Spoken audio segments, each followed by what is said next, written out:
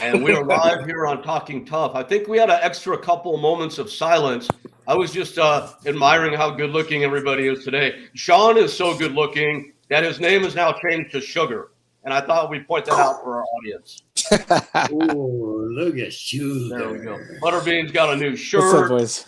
Boss is closer to camera than ever, looking like El Guapo as we all know him.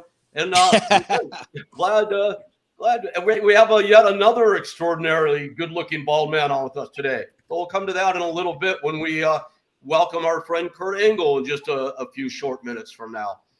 So, guys, it's another week, and real quickly, in addition to my techno connectivity nightmares, which I know you guys will help me through if they happen, I'm struggling this week, man. It's been 3 years since I got my life back together, I would call it, from that left the depression and the homelessness and the addiction and all the pain behind.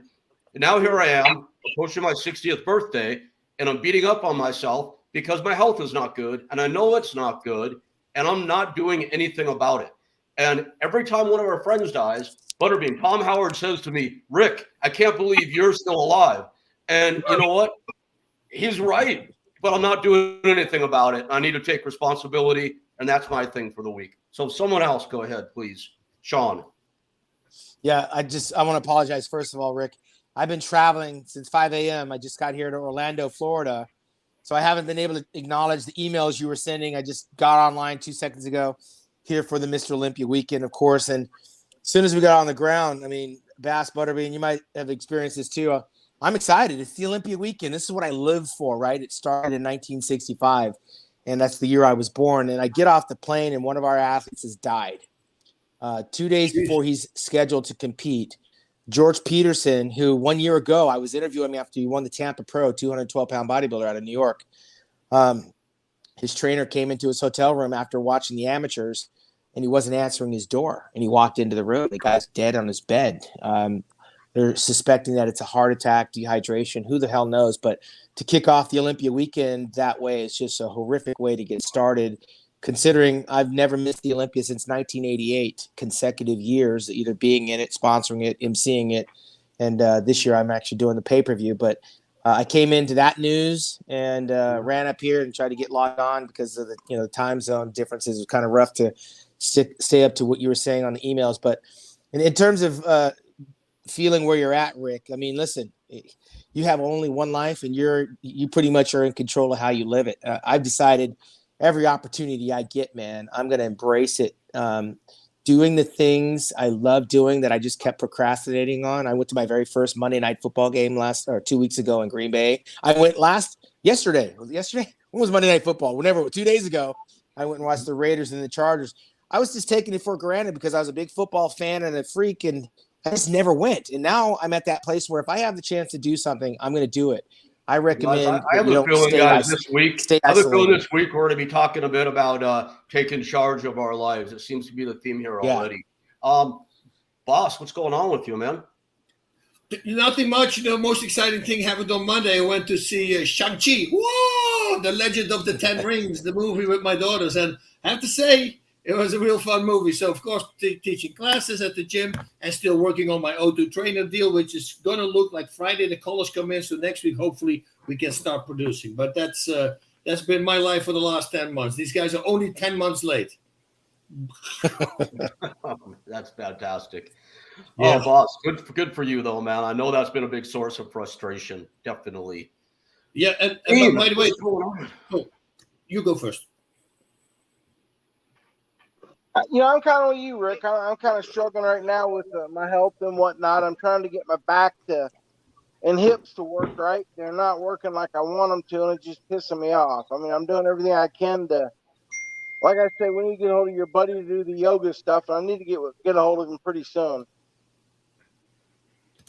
Yeah, I think we've got some. Boss, go ahead, please. Wisdom. Yeah, no, but I want to say, I was just that news that I heard for the Bare Knuckle FC, that guy who passed away. Did you hear that? So because Shawn was telling this story, and I go like, this bare knuckle boxer, passes away after a fight. So that's the first death in bare knuckle boxing. It's a hard one. And then I go, let's do some homework on the guy. And I look at him, and he's got 17 or 18 losses, from 11 knockouts, losses, and I go, man, why are there no people saying, maybe this is not the sport for you? It's a little dangerous. Once you get knocked out after 5 times, I go like, it's simply not healthy anymore. Look at this now. He probably lives behind the family. What a nightmare, man. His parents. I mean, it's really sad when you hear that. I blame the commissions. It's like when they let Holyfield fight again. The commission should start watching. Like back when I was fighting, I had to go, because I was big, I had to go through all kind of extra tests, and they were hard as hell on me. If you ask Rick, back when I was supposed to fight Tank, they made me and him do tests that none of the other fighters had to do, and we aced them. But now they're letting fighters like that slide through the cracks. Yeah. Yeah, I think it was different with Holyfield because that was an exhibition, right? It wasn't an actual fight that was sanctioned. So that's different. No, it was a sanctioned fight. The commission wouldn't let it go on in California. That's why they moved it to Florida as the exhibition. Wow. Yeah, guys, I think it's funny and guys, please, this is not an offer to get political. I know we don't do this, but I think when there's all these talks about the world's sometimes being too controlled or getting more controlled, it seems to me like the things where there should be more care given, we're losing sight of. And it seems, maybe I'm just in a bummed out mood this week. I like to be Mr. Positive. I think you know that. But man, there's too much SHIT falling around us. And maybe we need to don our superhero capes tonight and do what we can to inspire out there while everybody is going through it. That's what I want to try to do. I'm going to turn this around, Bean. Let's do it. I need as much motivation I can get too. Let me tell you. What's guys, we're getting the bald comments already. Can somebody out there please contact Gillette and tell them we're looking for an endorsement deal? And we haven't even gotten Kurt Angle on yet. Kurt's like balder than all of us. That's even possible. So this is going to be amazing when he comes up on the screen. That's going to be great. Very good looking. I was good looking with hair too, but I decided to shave it off. Just saying. That's great. And Shawn Ray, are you still with us? Or are you napping? He's frozen. I thought he went into a Buddha-like trance. That is fantastic. We lost him, but he will be back. Rachel, our producer, was telling us that telling me that Shawn just got to his hotel room. I think you heard that. So he's probably just working with the connectivity, and I'm sure he'll be with us in just a moment. I see that. Get headblades. Do it. Use headblades. Yeah, Kurt's going to be fun. I think the thing with Kurt Angle, I think he'll not only be fun because he's like definitely one of the more entertaining and interesting characters out there in this world and in our world, but the kind of stuff that we like to dive into deep sometimes, Bas, you and I and Bean, we get into what's happening here. Kurt has been through it also, man. I don't know what he's going to want to talk about tonight in that regard, but I think if we step around it, we can get him into it. And I love that about a Kurt. He's like such a multi-dimensional guy, just like big, larger than life entertainer that millions of people know and love. And then he's also just so real and has been so through it and come out that other side, the proverbial other side. So that's going to be amazing. I think so too. I think we're going to have a great little guest there. He's going to get the stories from him. Got to be crazy. No doubt. I'm going to have a funny Kurt Angle story. I didn't think about it till this very moment that I'm going to tell Kurt, and it'll either probably annoy him or embarrass him, or maybe all of the above. But we'll see how that goes, man. I want to hear it. Hey, what do you guys think about the Wilder Fury fight? I love it. I think that the Fury's going to get him. I hope so. Bean, you're the expert, man. You're the world. Fury's a tough guy. He's the real deal, I think. I think so too. I love him, and I love his attitude. I love everything about him. I mean, he's outspoken, does whatever he wants, starts singing a love song to his wife in the middle of the ring suddenly. See, and it's the same as you with you and your wife. He a little later, I think they were 16 or 17 already when they got married. They know each other for a long time as well. He's I'm really liking him. I look forward to it. And I have to say, this is probably casting stones at boxing in general. I don't really like boxing that much anymore. And this is one of the few I'm really looking forward to seeing. I think they've got two great competitors. They're doing a fantastic job of promoting it and making us want to see it. So I can hardly wait. And that's this weekend, right? It should be. I tell you what, Wilder's got a lot to lose. So he might. I think he's the underdog in it, but he could pull it off. I mean, if he comes with all his heart, he's got the capability to do it, though. He's got a big punch. But, last time it was so crazy. You remember when he went down, no movement, and then he got resurrected, Fury, and then he wins the fight. The guy is never out of a fight, man. I will say one thing about this fight. It's one to watch. Unlike a lot of the heavyweight fights, I believe this is one fight to watch. Hey, Bean, I just thought of something I've never asked you in all the years I've known you, and I've not seen this question come up for you. Why did you not enter the 15-round game or the 12-round game or whatever we call it and take a shot at the World Heavyweight Championship? Well, I went 10 with Holmes. The money wasn't there, to be honest with you, and nobody would fight me that would put me up in the rankings. Okay. All right. I mean, I knew there had to be a good reason for it. I know it's definitely not you not wanting to do it or your lack of competitiveness, because I know you have that. But I just never thought to ask you why before, and that makes perfect sense. I went 10 rounds with Holmes to prove that I could do it to everybody. Other than that, the money, they just wasn't. I was getting paid the same amount as fighting 10 or 15 rounds. Yeah. So I guess I got content in making that kind of money. Yeah. Who was a dominant heavyweight champion for most of the time at the peak of your career? Who was the guy? Had to have been Holyfield At that time. Now, Tyson Holyfield, them too. Okay. So when you watched, and I'll put you on the spot, when you watched Holyfield and Tyson in their prime, did you ever picture what it'd be like for you to be in there with those guys? And what did that look like? Now, Holyfield, I never wanted to fight Holyfield. He's too much of a boxer. But Tyson, I always wanted to fight. I'd fight him 10, 12 rounds. I would have no problem with that. Because I know he'd come to punch. He wouldn't try to box and outrun me and move and dodge. And Tyson would be right there.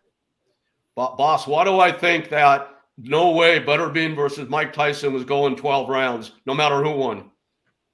Yeah, no, 100%. Guaranteed it's not going. You're both big punches. It's like whoever lands a clean shot. I mean, that could be trouble. But I've never been knocked out. Tyson has.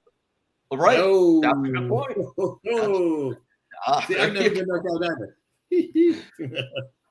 Well, we're gonna have to get the one of the video game makers to put the fantasy fight together. It'd be fun to see it that way. That's for sure.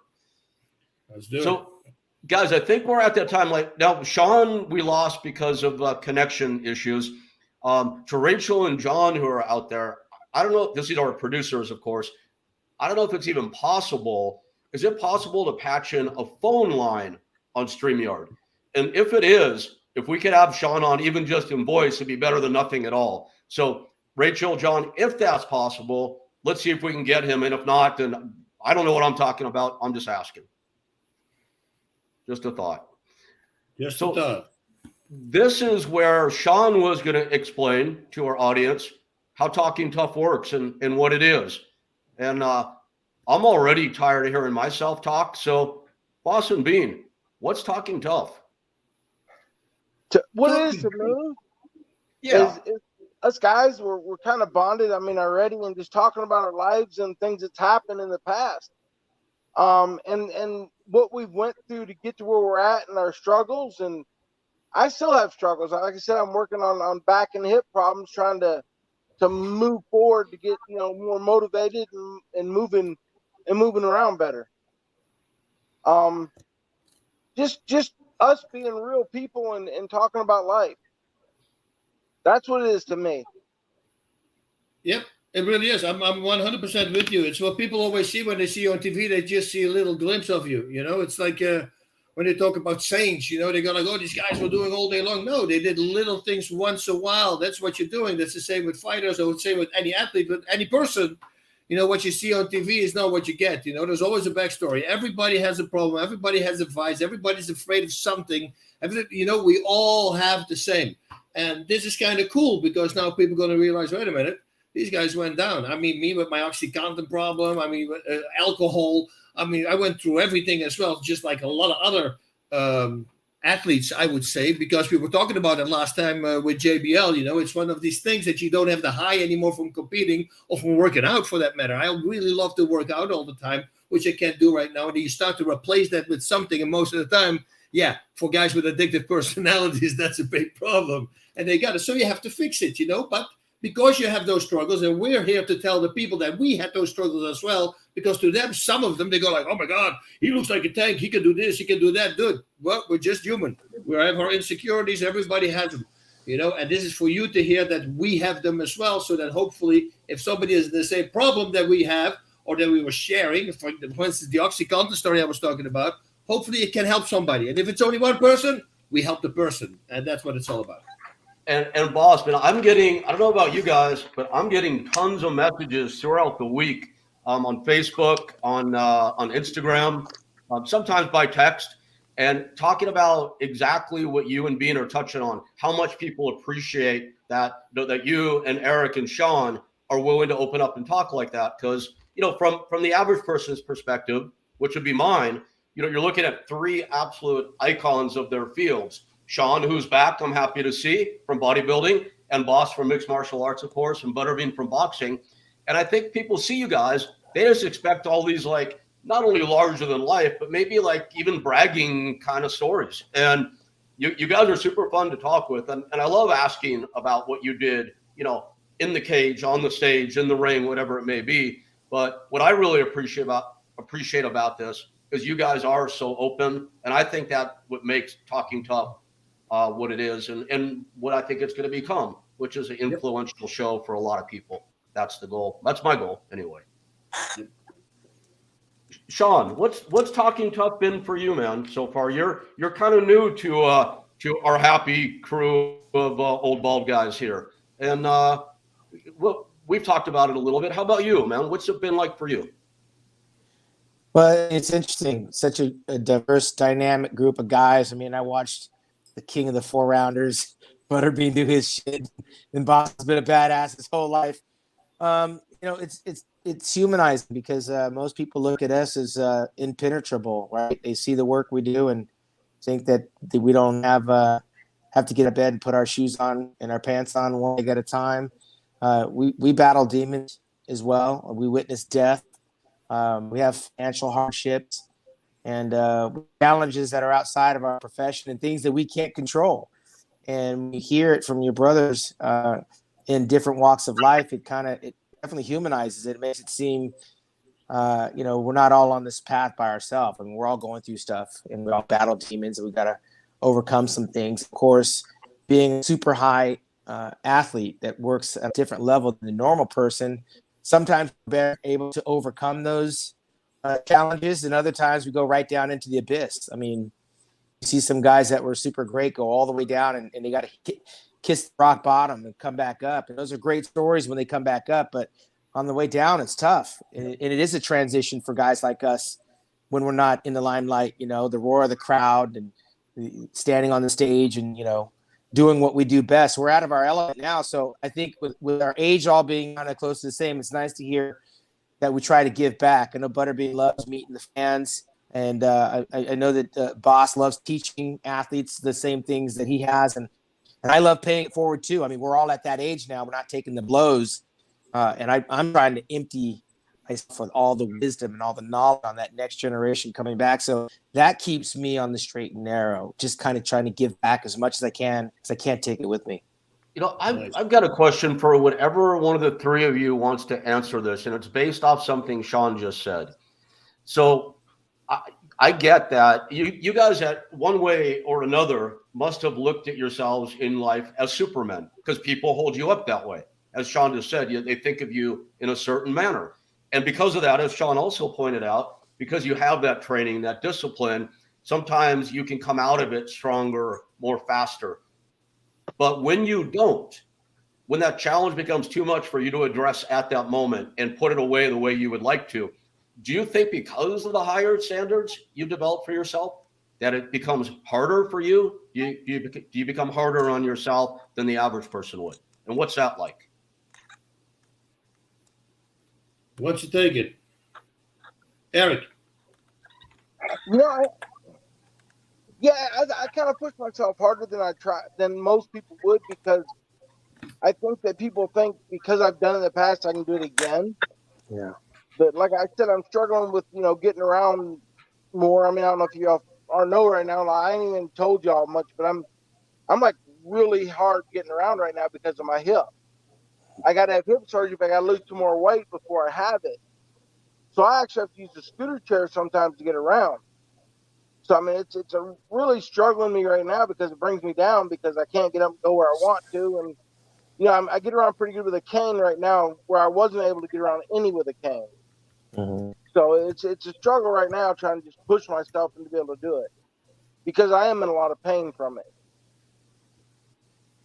And do you find that does that like pull you down more, more so mentally than it would most people, do you think? Because you're Butterbean after all. You're supposed to be able to like leap over tall buildings. Yeah, it's almost embarrassing because I mean, people's like, "Why are you using that chair?" Because I got a real bad hip, and it's a long distance from point A to B. Mm-hmm. I mean, people don't think before they say something, I guess. Yeah, I had that with when my neck happened. Like I probably said it. I was able to do 9 1-arm pull-ups. I was really freaking strong, and then going suddenly from that not to be able to pull a trigger from a gun or grab the milk out of the fridge. That was that hit me really hard. It was like almost like I lost my confidence, and I go, okay, wait, everybody else does that. I start training the other stuff, start training more with the left and the kicks and the headbutts, and now start adding more crazy stuff because what if a fight breaks out on the street? We're always thinking like that, especially if you're a fighter, but then once I've got my hand back, at least, I can grab again, I can do things, I use chopsticks again. That helped me a lot. But normally, when people think, like, I was never really 100% secure. I was when I would fight, but not before. I would always think that my partner or my opponent would train harder than me. But that made me push all the time. So it was more of an insecurity that made me train extremely hard, because I just wanted to make sure I was not going to run out of gas. I was just train harder than the other guy, So like I said, we all have our insecurities, but then once you do that and you use that and you're in perfect shape, then you go to a fight. It's like doing a movie and you don't know the text. You don't know your script. That's the worst thing that can happen, is if you have to open a show. But if you can dream it, that takes all the pressure off, and now it's much easier. Public speaking, I'm doing that as well. It's also these big talks, but once you really grind them in, that takes so much pressure away. So preparation is the key, but most of the time that preparation comes from an insecurity. Yeah. There's so much I want to say on this, and I'm going to remember this. I think we may have had a miscommunication with Kurt on what time he was scheduled to be on. So let's mess with the format again like we do every week, which is completely fine, because we all know how to roll with the punches, right? Literally and figuratively. And Boss, you got the movement still, man. You always will. That's beautiful. Well, how do we introduce him? This is the man who's absolutely been to the top of the mountain, the Olympic gold medalist. There's not many of those that ever walked this planet. That alone is almost enough of a story. But on top of that, a best-selling author, leader of one of the top-ranking podcasts out there, a multi-time WWE champion. I know, and he's publicized, he's also been to the other side, and we'll see if we can get our friend to talk about that. Let's just say, without any further delay, let's bring on our friend, the champion, Kurt Angle. How you doing, guys? Rick, you told me 10 to 10:30, brother. Welcome. I thought I told you 10:30 to 11. Are you sure? Oh no. I thought I told you 10:30 to 11. No, hey Kurt, how are you, man? 10:30, Rick. All right, here you are. Soccer game. I have to go at 10:40. All right. Well, Oh no. All right. Well, Kurt. It'll be Rick thoroughly for you. Kurt, so it's good. It's good to see you, Kurt. Man, you too. Sorry to have you hanging out for so long. So you've probably heard what we're talking about. You're a master at this stuff. We only have you for a few minutes. I'm sure we have a million questions, but why don't you just dive in and give us some of your thoughts that you on your mind after you heard what we're talking about here? Well, we all have struggles. It doesn't matter how great you are or how not great you are. Everybody goes through challenges. And I really went through a difficult challenge the past 2 years with this pandemic. Went through a major depression. My body shut down because I became inactive. I went from being a 52-year-old man to a 75-year-old man in like a few months. And I had to reprogram myself and get back into training and make myself more active. And I'm getting better and better. But, it all probably spawned from my pro wrestling career and all the injuries I attained and the painkiller addiction that I had, and eventually overcoming that. And knowing that I can't take any painkillers anymore is the toughest thing in the world for me right now. And do I struggle? Yes, but am I ever going to take them again? No. Wow. So, and you the same. We were talking about it last week with the JBL also. We all go through this. With me was alcohol and pills as well, OxyContin. You had an alcohol. Did you have that problem as well? Because I read online that you got to check yourself in. The pills transferred to alcohol, and I had to find a way. And when I quit taking the painkillers, I started drinking alcohol. And what that got me was 4 DUIs in 5 years. Oh, I ruined my reputation. I've been working the last 8 years to gain my reputation back, because when you do stuff like that, you're basically ruining your life. And but we have a forgiving society, so as long as you can turn your butt around and move forward and stay on the positive, you're going to get accolades for it eventually. Hey, Kurt, what were the injuries, Kurt, that you were dealing with in terms of the pains? The pain was the pills. Then what was the alcohol? Just placing the pain that you were feeling when you gave up the pills, or what were the injuries? Well, the injuries were a lot of knee injuries, back injuries, and mainly my neck. I broke my neck 5 separate times, and that's when I got introduced to painkillers. First time I broke my neck was before the Olympics in 1996. I actually wrestled in the Olympics with a broken neck, and the next time I broke it was in 2003 in WWE, and that's when a doctor introduced me to painkillers. And I liked them a little too much. I took one, and it made me feel alive. And when one didn't work anymore, you build up a tolerance. Then I started taking 2 turned to 4 turned to 8 turned to 16. Before I knew it, I was taking 65 extra strength Percocet a day. Are you sleeping during this time? I was on my way to death. Huh? Were you sleeping? I mean, what did the pills do? They made me feel energetic more than anything. Oh yeah. It was a very trying time for me, but when you build up a tolerance, you want that feeling back, so you keep taking more and more. Yep. And it never ends. I mean, if I wouldn't have quit, I would have continued on, and I probably would have died. Yeah, yep. like so many of our friends have. And Kurt, you mentioned just a few minutes ago, you said you're done, and you said it with such conviction. Like, what's the switch that turned where you're done? What's the big catalyst? Well, what I've gone through the last couple of years, and the injuries I sustained throughout my career. If I haven't taken it for 8.5 years, I don't plan on taking it. Once it gets easier, the longer you stay clean, and the more confident you get. So you go 6 months clean. That's great. That's not really that great, but you go a year and you start feeling a little more confident, and you believe in yourself that you can continue to stay clean. You do have bad days and good days, and the bad days you want to take, but you just can't. You just, you tell yourself you got to keep moving forward. You can't go back. And that's what I did. I can say with conviction, I will never take a painkiller again. And I know that's probably not what the AA people want you to say, but that's how I feel, and that's what I know. Are you in pain anymore? Is pain gone? I want to echo that, Kurt. It's been, and I think Bas is nodding also, agreeing. It's been 4 years for me now, and I have my moments still, absolutely.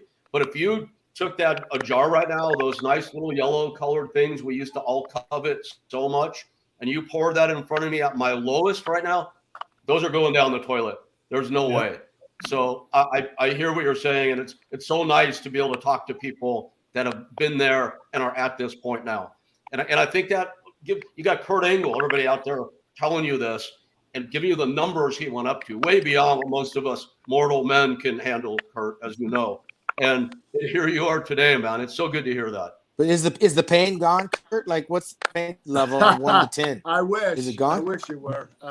Where's it at on a 1 to 10? I have a lot of terrible pain in my neck and my back and my knees. I'm actually going to have MRIs done.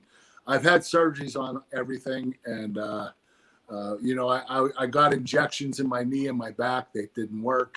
So I've been meeting with doctors and getting MRIs and X-rays to see what the next steps are. But the great thing is I started working with an ART guy, and he's done phenomenal things for me.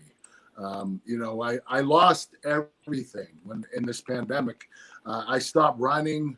I wasn't as active. I did lift weights a little bit, not a lot, but this guy got me back into pretty good shape, and I'm able to do more stuff with my body. My core strength is a lot stronger now. That's what I lost. And when you lose your core strength, you lose everything. You lose your balance. You lose your sense of reasoning. It's one of those things that in your lower abdominal, where your bladder is, that's your core. That's what you need to work on in order to keep your body intact. And, it actually reduces a lot of pain when you have a stronger core. And that's what I've been doing, and it's been working extremely well. I've been doing that. I just started again, and I posted about it, and then I realized how difficult it is because on the wheel, the wheel in front of you, and then you roll forward like the ab roller. I do that on my feet, and I showed off like 10 times, and people go like, dude, that is crazy. But you do feel it a lot in your underbelly, exactly what you're saying. Yeah. So I said, now somebody challenged me to do it with one arm. I can do that on my knees, but I cannot do it standing yet. But I'm going to do it. You watch. I couldn't do that, boss. I couldn't do it right now, to be honest with you. You have to be a stud to do that. So, Kurt, what did you replace the wrestling with? I mean, we were talking about, when boxing is over, it's over. When fighting's over, it's over. For me, bodybuilding is over. What did you fill the void with? I know you had all the pain, the alcohol, but now, what are you doing with the time that's been totally vacated from wrestling? Well, I started a supplement business called Physically Fit Nutrition. We have a great line of products. One in particular is called Chicken Snacks. They're high protein, low carbohydrate, low fat snacks that are flavored. They're like a Chex Mix texture, and we flavored them with a bunch of excellent flavors. They're doing really well, and I keep myself indulged in that, and also my podcast every week. So I also take acting classes. I'm trying to get into acting, do more movies. What I used to do in the past, I kind of took a break from that for a while, and it's time for me to get back into it. Yeah, the Chicken Snacks, is that with David Hawk? You work with Dave? Yes. That's our company, Physically Fit Nutrition. Yeah. Dave used to be a former Mr. USA, guys. Dave was a Mr. USA bodybuilding champion back in the day. Yeah. He was an old schooler. Yeah. Kurt, what's the URL for your company? We'll put it on the screen here while we have you. Your website address. Physicallyfit.com. Physicallyfit.com. Yes. That'll be up on the screen in just a moment. And so you said 2 years ago, and Shawn, great question. Because we've heard so much about what was in the past, and I know how hard your life has been. Many of the fans have read about it, and when we communicate these days, I mean, you're like the most spot on person I know. You're upbeat, you're responsive, you're obviously on your game. You have a lot going on. There's your website going across the bottom of the screen, everybody. Please check out Kurt's company at physicallyfit.com. So you're happy these days. You've fulfilled. Where are you at in your head? Oh, I'm great. I'm happily married. I have 6 wonderful kids. 4 that live with me, 2 live in Tennessee. I get to see them every once in a while. But I'm really into my family, doing family things. That's the cool thing about this pandemic is it enabled me to slow down and stay at home and get to know my kids better, which I never did before. I was always traveling every week, going out on the road, going city to city. And now I had the opportunity to really get to know my kids and my wife. And it was incredibly rewarding. And I can tell you that I'm a little, I guess, antsy about getting back on the road again. You know, Yeah. I've been stuck at home for a couple of years, and you know, I'm good. I had a good time with them, and it's time for me to start moving forward. So you're going to be out doing a lot of appearances again and whatnot, aren't you? I know you just look for good. You going to make it to Hawaii by any chance? Do you know? No, I would love to. I went to Hawaii a couple of times. You know, the crazy thing is in WWE, we never stayed overnight. We always flew in that day, did the show, and flew out that evening, and flew back to California. So I'd love to. You know, that's one of my top 3 destinations that I go to vacation. So hopefully it will happen next year or the. Oh, we lost him. Shit.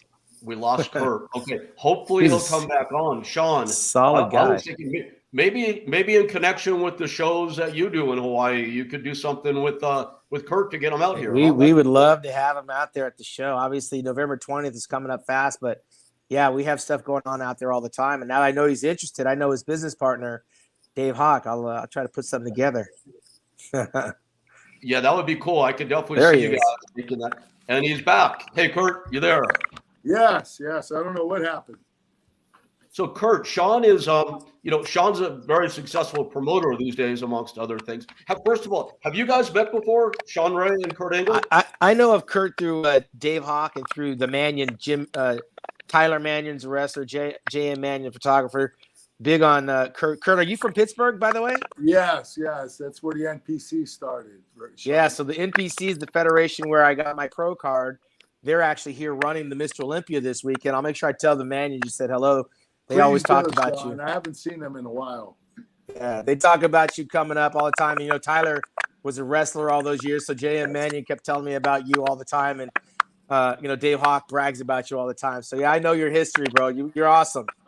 So are you, Shawn. Thank you, appreciate it. And we were saying, Kurt, when you ducked out for a second, Shawn is promoting these days, and he does shows in Hawaii. So maybe there's something you guys Shawn, can do together, brother. Yeah, no doubt. We're gonna look at the calendar and get you on there. I'll reach out to David to get a hold of you. Hey guys, I'm sorry I have to go. I wish I could stay and chat for a lot longer, but I got to pick my son up. Rick screwed it up. We blame it on Rick. It's Rick's fault. Jeez. Thanks for calling in, Kurt. Thanks, You're the best, guys. brother. Have fun tonight. Thank you. Good to see you, Kurt. All right. Thank you, man. Appreciate Have it. a great Bye, one, guys. Kurt. All right, he's one of the best there was, man. Oh, yes. I was Yes. curious. What I was trying to get out of him was, what's the pain level? I know he's in pain, but like, is it on a scale of 1 to 10, right? Because Ronnie Coleman, he's got a lot of pain from all the surgeries. But when you get off the pills and you stop the drinking, now you really have to deal with whatever you're dealing with. And I was just wondering, on a day-to-day basis, is he walking around in a pain level of 7? I mean, that's a whole different thing. You know what? And I tell you this: the pain pills, they don't work anymore. Yeah. Like once you do it for a while, once you stop, you have less pain than with the pain pills. The pain pills, at the moment when they stop working, you're just taking them to get high, to feel good again, because otherwise you feel like crap. You know, it's the worst stuff. It's the worst. Even worse is what I talked about with the Suboxone, with like methadone. You know, to get off of it, don't do that stuff for a long time, because that really gets into your body and your bones. Ooh, bad stuff. So hey, let me ask you a quick question, boss. So does the addiction come because you're trying to solve the problem by yourself and you're not really doing it with a professional? Like, the professional might introduce you to the pain pills, but is it the individual that winds up going off the beaten path and taking more unprescribed, doing his own thing instead of following the script? That's our egos. You know, we think we can handle it and we are in control. You're not in control. Once you start, like I remember, I wrote a 9 on the mirror. You know, I was telling this on the show, and I said I'm not going to go above a 9, because I went from 2 to 4, like you just said, and then suddenly you go over 9, but then you still think you have it under control. And the time I did a signing in Ohio or something, I believe, and I ran out of pills, and the plane was late, and I had to wait like a 2.5, 3 hour delay. And I was out of, and I was literally at the airport. I started shaking. I realized, oh my God, I'm a freaking junkie. I'm addicted. You know, and I knew, but you never really want to know. You know, it's like you try to avoid it. And I was on the plane. I was shaking, and I go, man. And I knew in the car for situations like this, I would have pills. So I ran from the airport to my car, and then I could take the pill. And that's when I said, okay, I gotta stop this stuff, because this is not good. I always think this with everything I do. What if a war breaks out tomorrow? Am I able to defend my family if I run out of these pills? And if the answer is no, stop them right now, because you never know what's going to happen. I'm not going to say there's going to be a war out, but I always take worst case scenario. And if you take worst case scenario, then you're automatically going to say, okay, I got to kick it. Makes sense. Yeah, Shawn, it's a nuts thing, man. I mean, I'm sure a lot of people out there that are listening to your question and Bas's answer can relate. I mean, it's a sickness for sure. And Bas, you're right. It doesn't work on pain after a short while. Shawn, at that point, we're chasing the high and chasing the addiction, and we're thinking we're cool. I'm sure everybody that's taken pills can relate to this. We all have stories about stuff we'd have to do or made ourselves do to find that next prescription, to find that next pill. And it's nuts, man. It's a sad, sick thing, no doubt about it. You know what you said, Shawn, you said, how can you fight it and function on that? Are you not asleep if you take those pills? You know, when I had that the first time in my life experience, that was when I was training Mark Kerr. And Mark Kerr has been very open, right? He was shooting Newbane. He did it on TV, so people know about it, so I can tell about it. So I was in Japan. I was training with Mark Kerr, Pedro Hizo, and Marco Huas for the Pride Fighting Championships, and I was training and working out with them. And I had my tendonitis already at the time. And suddenly at the moment, I muscle out, and the tendonitis hits. And let me tell you, that stopped my career, that tendonitis. That it is so painful. You start to get tears out. There's nothing you can do. You're like in complete. So I'm going, like, I want to go to the hospital. I need to do something. And then Mark Kerr tells me, and I had no clue why Mark Kerr all the time was sweating. And I tested him because I put him on the weight scale. I say, if you gain weight, you cannot gain weight with my training. Then I know you're using roids, and then you're out. You know, so I was very prominent with it, but he was always sweating. So then suddenly Mark Kerr says, okay, don't worry about it. I got you covered, boss. Let's pack up. Everybody pack up stuff, go to the hotel. He says, don't worry, I got it in the hotel. Now, I'm in so much pain at this moment that I go to his room, and he grabs a bottle, and he takes a syringe, and I knew he's going to shoot me up. And I didn't care because I just got it. And I remember him putting it, he says, okay, in 5 seconds, it will be gone. And he puts it in, and I go, and immediately pain was gone. But I could not function. I had to go. I was completely, I started sweating. I go, oh, now I know why you're always sweating. You know, that's when I realized he was addicted to that stuff. This is the Newbane, right? That was Newbane. And I said, how can you fight on this? And he said, you get used to it. Your body adapts, and then it becomes energy. And that's right, because that happened to me. I took like 80 milligrams of OxyContin a day. Think about that. That is 80 or 100 a day, 10 milligrams. Which would normal people take. So it's freaking insane. Yeah, Kerr was an animal, boss. Oh my gosh. Yeah. And I'm not gossiping about Mark, because it's all been out there for public consumption. Yep. Mark too is doing well these days. I'm really what was his movie, Rick? It was the Machine. The Smashing Machine. Amazing documentary on HBO. Bean, did you see that movie? I did. It's great. And you know, like Butterbean is in the part of the country where, you know, what Bas is talking about is really epidemic with the Newbane and the heroin and Bean, I'm sure you, maybe not so much in Alabama, more a little bit south of there, but is that still like a huge part of the culture out there with the kids, and it's getting worse and worse?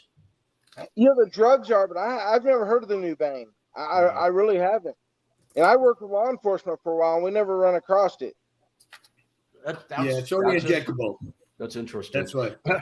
Lots of pain pills. I mean, it's like Oxycontins to everything. I mean, I knew some girls that were probably 100, 110 pounds taking them on Oxycontin. You were, boss. Yeah. And it didn't affect them. Wow. Yeah. It become like machines. Well, okay. I want to change the subject a little bit. I want to tell one quick funny drug story, if there's any such thing as a funny drug story. So, boss, we're at a party with in Laguna Beach with Mark Coleman, Mark Kerr, and Tom Howard, Butterbean's nemesis and good friend, Tom Howard. And it was a big mansion party in Laguna after hours, after the nightclubs closed. And this is when Mark and Mark were two of the top guys in the world. So Tom is an animal also, probably beyond the Marks even, if that's even conceivable. And all of a sudden, an ecstasy tablet comes out. And everyone pops one. I had never taken it before. So one of the guys says, well, aren't you going to try it? Sure, why not, right? I take one. About 15 minutes later, I said, I don't feel anything. And Tom Howard and Mark Kerr, like in sync, said, well, then take another one. So, No. I didn't know. So I took a second one. They actually literally had to carry me out of the party. I could not feel my legs. That's my funny drug story for the day. No, but that's the thing about drugs. I mean, you have to remember, some people will go along with the crowd. I've never done ecstasy. I've never tried it, Nubain. I've never done any Oxycontin. I've never done anything. It's probably because my brother was a drug addict his whole life, just 2 doors down in my hallway where I grew up as a child. He's dead now at 52, died in 2013. But watching what drugs do to somebody can scare you straight. Yeah. And so when you're straight like that and you're around other people and they're doing those kind of drugs, my moral compass would immediately have me make the U-turn to get the hell out of the room, remove myself from the situation. Whereas I had a lot of other friends that go, yeah, it's only one, I'll try it. And the pills are so small, right? They're so small, they're like a Tic Tac. So what can that do to me, right? So when I watch the change of a person that I'm with that's normal, take a little tiny little Tic Tac, and a half an hour later, they can't walk, they can't stand, they can't speak. For me, it scared the shit out of me. I just never would do it. Good That's my experience. Yeah. Does anybody have any knowledge or experience with kratom? I'm curious what you guys think about kratom. I do. Bean, what's your take? Shawn, are you familiar with kratom? I don't. What does it do? Kratom is a plant from Thailand that is converted to a powder or a capsule form that is now, I don't know if you call it epidemic because it's not illegal, but it's swept the country and the world. People are taking it in place of narcotics, saying it's a safe, natural way to get off narcotics. Personally, I'm wondering what you guys think about it. Bean, what's your take on kratom? I'll be honest. I mean, I use it sometimes now. Okay. And it's not really, it helps with the pain, but it helps with hunger also. You don't get, it's not like a pain pill. If you take a bunch of pain pills, you get like a rush from it. You don't get that, but it does wake you up, but it does curb the pain. And I mean, I'm in a lot of pain. I mean, with my hip, until I have surgery, I'm in a lot of pain. So, I mean, it is illegal in Alabama, though, so I don't take in Alabama. Oh, okay. Look at you. Yeah, no, I do that. I take it also. What I realize with it is, it's like any other thing. It's like alcohol. It's like any other thing. You know, they say it's a very safe alternative, but you know, guys with addictive personalities like I have, you know, you get used to it, and then you start taking more. And as soon as I realized I was taking more, I start building it off. So I take literally, I might take 3 grams a day compared to what people do 16 or 18. You see, and I also realized this: once you start toning down again, then your pain it helps for the pain again. A friend of mine who has gout and he's in incredible pain, and he was taking more and more and more. He says, what do you do? I say, take less. I say, take less. I promise you, within a week, you will have less pain. And he called me, he goes, dude, it works. You know, if you take less, it works. So as long as you got a good control over it, but if you have an addictive personality, you should stay away from it because it gives you a good feeling, just like with alcohol. And then you want to keep chasing that feeling. I can tell you a lot of bodybuilders have addictive personalities, so it's a scary place to be if you do have that, because there's so many different things that are just pulling you in so many different directions, not just from the anabolic world, but also from the painkiller side. So it's a challenge. Bodybuilding is not a place to come if you have that type of personality, because you can see some very dark nights. I've seen it. Oh yeah. Shawn, wait, you're saying bodybuilders are extreme? Whoever would have guessed, man? we're on the whole nother level when it comes to doing stuff that people would never dream of doing to look a certain way, short of surgery. I could only imagine. My addiction was never really drugs. Not that I didn't do them. I mean, I'll be honest. My addiction was sex. I mean, I had a sex addiction that was crazy. I mean, my wife knows about it, so I mean, it's like I can talk about it freely, but it was bad. I mean, and I've overcome that. I mean, kind of like Bas, just got to quit doing it. Yep. Extra. The question is the question being is, where does it come from? But does it come just because it was available and it becomes part of the routine? It becomes part of the daily activity? Or, I mean, are you chasing the challenge? I've always been curious about where does the sex addiction come from? I mean, everybody likes it. Why would you? Feeding it. Yeah, Well, you're the fat kid in school, always picked on, never got a date. I mean, right. you know what? Met young, so I mean, but it's like it was more of a challenge than anything, I think. Yeah. But it's also it's like any addiction, once you feed it, it becomes more and more and more. It's the same as taking pills. You need more and more and more. It's just feeding it. That's why people always say, if you talk about sinning and suffering and all that stuff, they go say, oh, we suffer because we sin. I said, no, it's the other way around. We sin because we don't want to suffer. So for him, if he's really horny, so to say, and the girl is offering herself, for him at that moment saying no, that is actually suffering. Yeah. Because you're telling your body what you really want. You say, no, I can't have it. Because everything that pulls on you, it's an addiction. It's a vice. So saying no to drinking, saying no to that. At the moment when you really want something, saying no will be suffering for you. But like Bas, I'm proud to say, I've been very loyal. I mean, I ain't going out chasing it. I'm good now. Yeah. Mm-hmm. I think it comes with age, wisdom. Age and wisdom have a way of giving you perspective of what's important, especially when you're on the verge of losing the things that you love, right? I mean, that's a wake-up call. Yep, that's a big thing. And you can do this with everything. This is with popping up a little the girl in the bikini on your computer screen. I don't ever pop them up anymore because I told myself, you know what, I'm not going to click on it. I always think, what I think now is, what would I gain by it if I click on it? Would I get smarter, mentally stronger? What do I gain? And you're going to realize there's nothing you can gain whatsoever. It's just a waste of time, So once you start neglecting those, suddenly they don't pop up anymore. And that's like with anything else in life. You just nope. Control.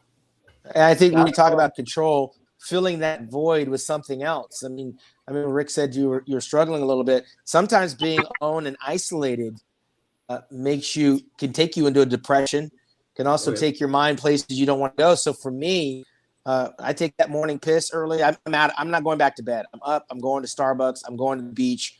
I'm getting out of my house. I'm getting out of my comfort zone. I don't want to just lay there and lose 2 or 3 hours because I can with a remote control.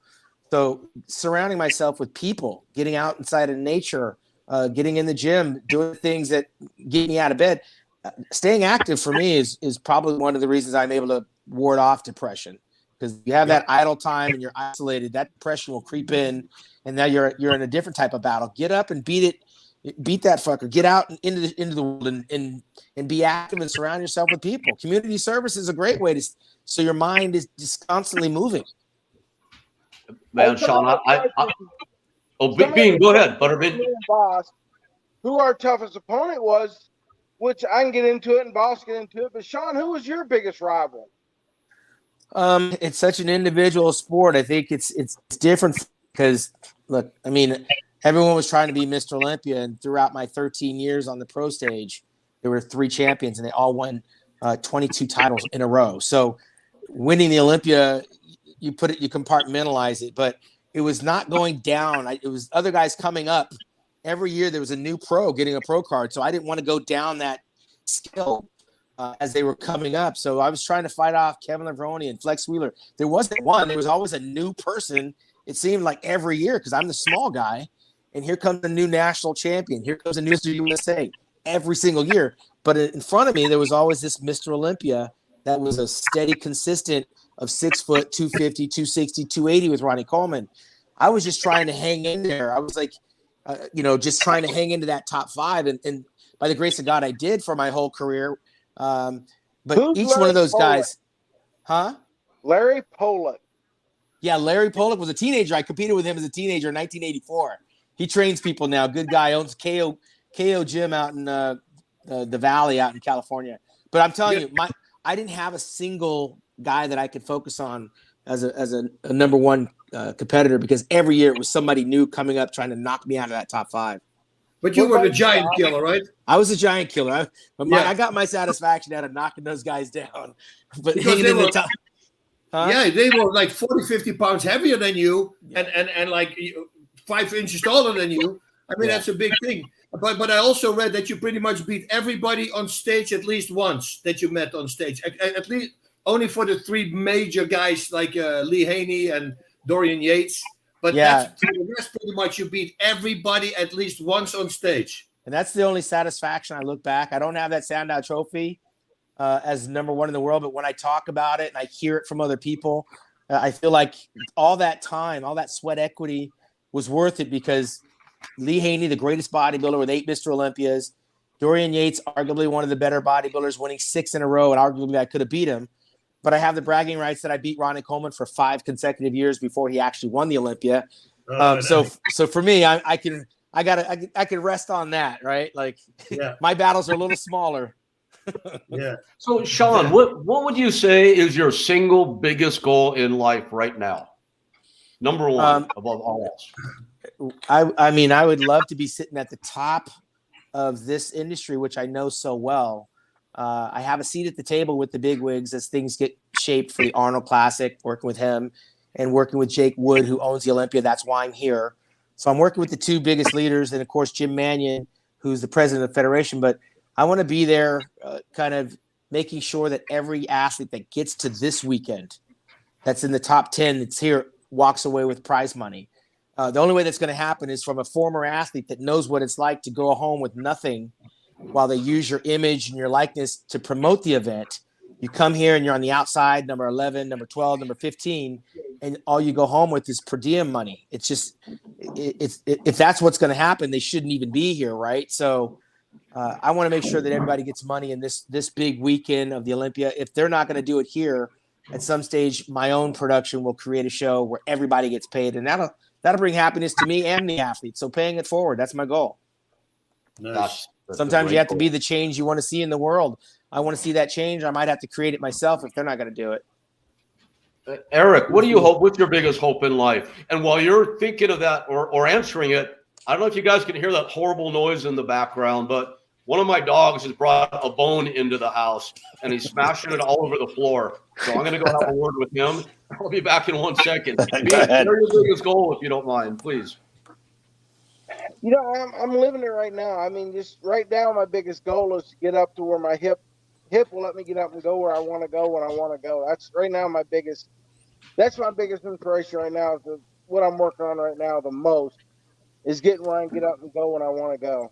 What's that going to look like, Bean? Like, what does that entail? Is it an intervention, or is it something you can do on your own? Well, I'm dropping weight pretty rapidly, so I'm still losing the weight, and I got to have hip surgery. I know that's what I'm gonna have to have is hip surgery, because it's one. I don't know if you knew from me to Dr. Andrews, but he's one of the top surgeons in the world. They had told me that my hip was one big ball of arthritis. Okay. So everything starts with after the hip surgery. It's gonna, but I got to lose enough weight beforehand. So I'm dropping still, but I just got to lose more weight. Is there anything else you can do, at least with your arms, like rowing? Nothing, right? Everything includes the hip almost. Yeah, pretty much. I mean, I'm doing the most. I mean, getting up and going when I can walk with a cane helps a lot. Yeah. You know, the more I can go, I'm trying crutches now, using more crutches. Wow. Crazy, man. Look at your friend there. Rick. Sometimes it brings you down during the day, but, you just got to keep going. I mean, if you don't keep going, you're just going to end up dying. That's it. Yep, you got to keep on going. Yep, shooting. Otherwise, what's the use, right? To live. If you get nothing, there needs to be something, a goal.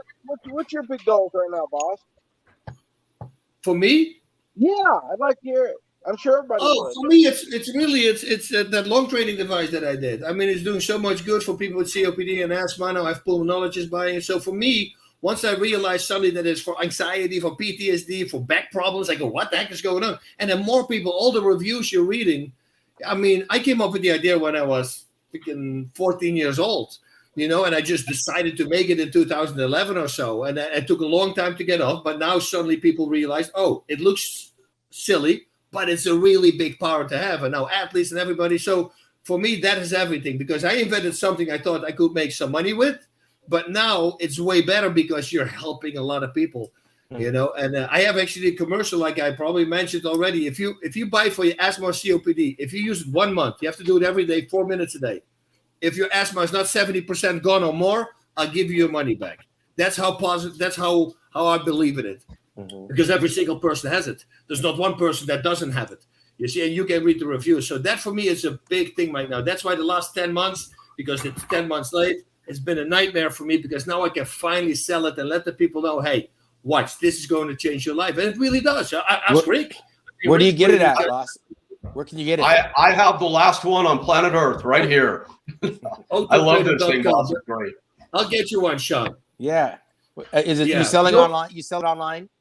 Online. So hopefully next week it's going to finally start. It will work out your core like a freaking maniac. It works out your diaphragm and your intercostals.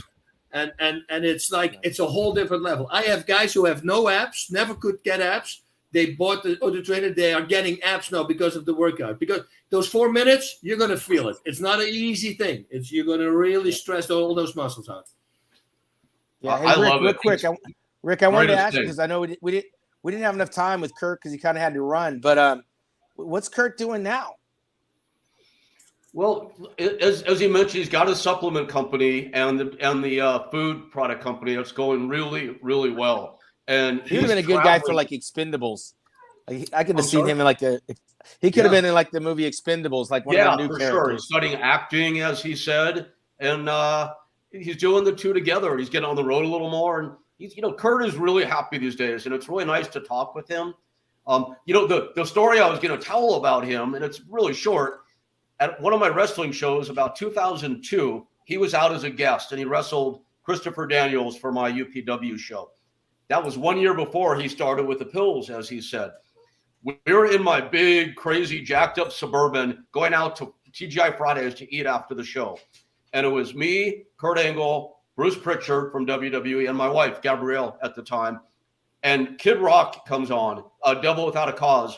And Kurt is like, crank it up. So we crank it up, and it's the explicit version. And he starts singing the lyrics. And then he says, oh, wait, turn that off. And he goes, oh, my God, if my wife could only hear me right now.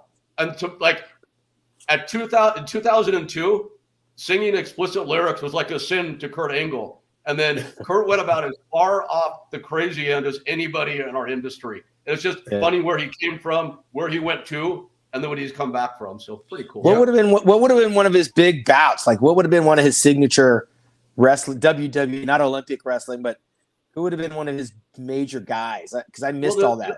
I mean, the thing with wrestling is, unlike what you do, Shawn, and you work so hard to get ready for a big event. Same with Butterbean, same with Bas. It's, train, compete. In wrestling, it's perform night after night. So Kurt main evented with every major star in the world of his day. So his feuds, you might say big programs, we call it, or the feuds would have been Undertaker, Stone Cold Steve Austin, big heavy hitters. Shawn Michaels. Every top guy in the world, he would have been in a major program with. Yeah, that's a big deal. See, when I first started in wrestling, it's like everybody said how competitive it was. I go, it's like stage. It's like, what's going to happen. How can that be competitive? But I realized after being around it for a little while, it's who puts on the biggest show. Mm-hmm. Who is the biggest name out there? That's a competitive part on it, because that's where the money's at, and it's competitive. And Bean, you were a natural at that. As we touched on last week, we did the show called Hulk Hogan Celebrity Championship Wrestling, and I produced that with Hulk and Eric Bischoff, and we had Danny Bonaducci from the Partridge Family and Todd Bridges from Different Strokes. Tiffany, the pop singer, and Tiffany, whole odd lot of people, and Dennis Rodman and Butterbean and Frank Stallone. So Frank Stallone. You would think he'd be like the tough guy from the city, right? Yeah. He was the first guy eliminated because the second he took that first bump, we call it, not bump like we know it, boss, but wrestling bump. Sorry, couldn't help it. He was out. He couldn't hang. And Bean was not only sucked it up and were tough about it. You got the performance aspects from day one. So, like I said last week, pro wrestling's a work where we decide who's going to win. The promoters decide that. So Dennis Rodman, God love him, quote unquote, won that show. But Bean by far was the best performer at Celebrity Championship Wrestling. Is there a lot of rehearsal that goes into that, Butterbean? Is there a lot of rehearsal, or is it just ad lib? Well, for that show, there's a lot of rehearsal. I mean, for the show, it was some longer hours we've had. So, I mean, we'd get there sometime 10 in the morning. We'd shoot till 2 or 3 in the morning. Wow. Then back and do it again. It was 6 days for a while, and then went down to 5. But it was pretty hectic of a shoot. That was brutal. Shawn, like when a celebrity comes in to wrestle, there has to be a lot of rehearsal because they haven't done it before. Right. So you have to literally spot out every single move, and it's a painstaking process. Guys like Kurt that have done it for years and are pros, they'll go into the ring knowing the basic framework of their match. Yeah. Who's going to win, who's going to lose, how it's going to happen, and maybe how long the match is going to be. And beyond that, for the most part, they feel the crowd. Yeah. And we call it calling the match in the ring. So they'll stop, they'll tie up, they'll call out the next series of moves, they go. And that's how a match usually progresses with the high-level pros. Crazy. Yeah. Oh, I could see where those guys get injured with great frequency, having so many matches, right? Like from one match to the next, it's bananas. I mean, they do 3 shows a week. I mean, every week they're doing at least 3 shows. Mm. Well, this might be more detail than it's worth, but I know we have wrestling fans out there also. When we call it taking a bump. That's a fall in pro wrestling. There's a whole set of terminology to pro wrestling. Taking a bump essentially means you are throwing your body onto a piece of wood. Now, who in their entire life does that even one time? I've never done it before. Imagine, and people are like, oh, it's like a trampoline. Bullshit. It is not like a trampoline. It's like concrete. Yeah, I mean, the ring has a little give to it, but it's wood. Yeah. So you're landing on wood. And you take 20, 30, 40 bumps in a match. And then you take, let's say, 5 nights a week, 12 months a year. So attrition. And then just one last thing. You take a thing maybe called a back body drop. When you throw your opponent in the ropes, we lost him. I know exactly where he was going. Some of the bumps go outside of the ring, too. They're on the concrete. Bean, has anyone ever picked you up, Bean, and thrown you down like a body slam? Has anyone done that to you? We tried with Mark Merrill, but it never happened. How big was Mark? Was he tall enough? No, Mark was just a small guy.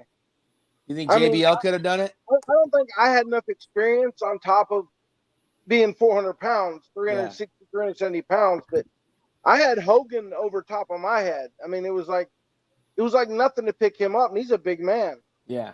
You pick him up? Strong, but he's a big man. He's tough. I mean, he was so strong that it made it so light. So you picked Hulk Hogan up? Yeah, I had Hogan over my head. He looks at me and goes, Bean, brother, don't slam him, man. He's having a lot of back problems, so no, I would never do that to you. We've seen Hulk walking around. He's looks like he's taking a few hits. He's battled knees, back. So yeah. I mean, when he hits somebody, he makes it look like he's actually ripping their head off. Just so talented. Yeah. Shawn Michaels, they say he's like one of the best guys ever, right? I worked with Shawn. I didn't work, but he was wrestling the same time I was, and he was amazing.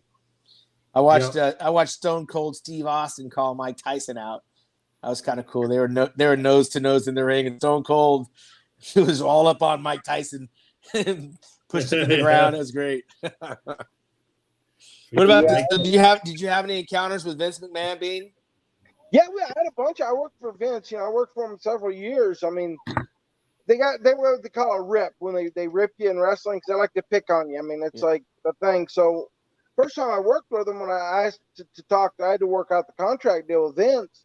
So I asked some of the wrestlers where he was. Oh, he's down in this office down on the left. Just go on in. So me, I just go on in, didn't knock nothing, just went on in. And him and Austin's going at it. And he's like, hey, Bean, I'll get with you in a minute. Just I'll meet you outside. So I think after that, me and him got a bond. We kind of got along really good. Because a lot of the guys wouldn't understand. Me and him would, whenever I'd go to a show, we'd stand there and talk for 15, 20 minutes. And he never did that with anybody. So it's like, we had a good bond. I mean, it wasn't like I was sucking up to him. He wasn't sucking up to me. It's just a mutual thing. What about you, Bas? Bas, what about you? Did you ever have any dealings with Dana White over there, or any of that kind of stuff? Never had a problem. Dana's always been very good for me. I just get a message from the power went off from Rick, so we're going to wrap it up in a bit. But no, I never had problems with anybody. I have actually a really good relationship with him. You know, it's like people say this and that about that. Listen, I never had that problem. So, and he's a businessman. You know, It's like he told to me. He said, I said, yeah, but I was interviewing him. I said, yeah, but they want more money. He goes, Bas, do you want more money for your job that you're doing right now? And I go, yeah. He says, sure. Everybody wants more money for the job they're doing. That's spoken like a true boss right there. Exactly. So, yeah. Hey, listen, man. They always talk about him, and then I always say, if the Mount Rushmore of MMA, I might have said it here also, he needs to be in there. And they go, what the hell? I said, because he put it on the map. He made it in 2006 with the Ultimate Fighter, whatever year it was. Yeah, it made it explode. And that's why everybody loves mixed martial arts. And he deserves props for that. Yeah, same as with McMahon. Who we got next week for a guest? Then Bilzerian. Ooh, okay. No. You got to Google this guy. I know who he is. Crazy. Yeah, he's all of our heroes, I think. He's got the life. he's the new Hugh Hefner, right? I mean, he's every guy's guy. Dude, it's crazy. It's crazy. Yeah, he said that to me one time. Dan Bilzerian. You got to check this guy out. He's hilarious. He's on yachts. He's on private planes. And he's got always boatloads of women around him. And he's every guy's guy. I think we all kind of watch him and live a little vicariously through him, right? Hey, everybody watching, you got to watch next week. Next Wednesday, same time, guys. All right, man. It'll be great. Let's wrap it up and thank Kurt Angle for coming in and checking in with us. And we'll give Rick another opportunity next week from Maui. He's calling on it like a tin can and a shoestring, I think. He's got a 9-volt battery now. He juiced it up. So not with a 9-volt battery hooked to the can. All right, guys. Well, we'll catch up with you next week, 7:00 Wednesday. All right. Godspeed. Woo! All right. That's my MMA pose. See you guys. Take care, everybody. Godspeed.